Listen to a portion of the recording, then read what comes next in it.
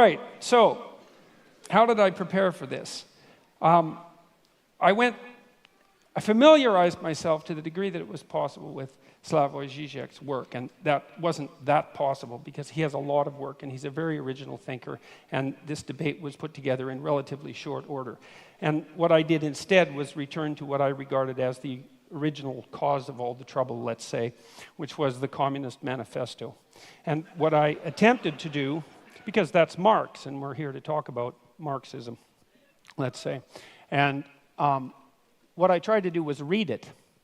And to read something, you don't just follow the words and follow the meaning, but you take apart the sentences and you ask yourself at this level of phrase and at the level of sentence and at the level of paragraph, is this true?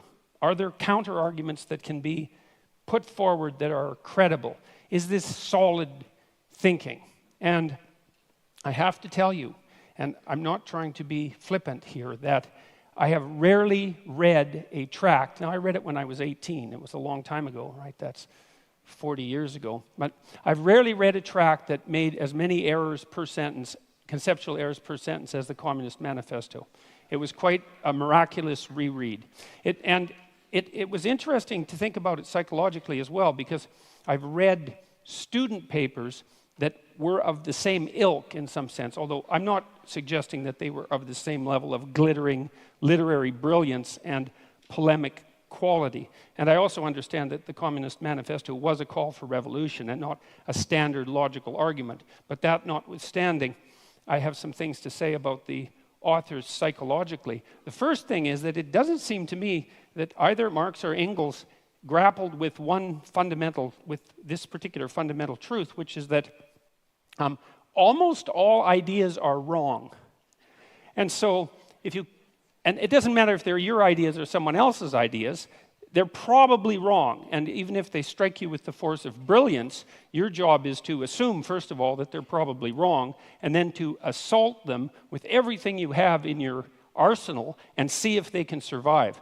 And what struck me about the Communist Manifesto was it was akin to something Jung said about typical thinking, and this was the thinking of people who weren't trained to think.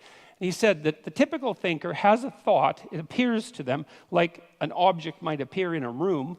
The thought appears, and then they just accept it as true. They don't go the second step, which is to think about the thinking. And that's the real essence of critical thinking. And so that's what you try to teach people in university, is to read a text and to think about it critically, not to destroy the utility of the text, but to separate the wheat from the chaff.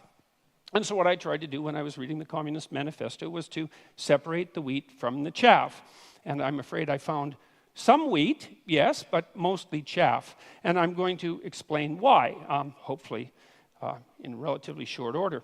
So I'm going to outline 10 of the fundamental axioms of the Communist Manifesto. And so these are truths that are basically held as self-evident by the authors. And they're truths that are presented in some sense as unquestioned.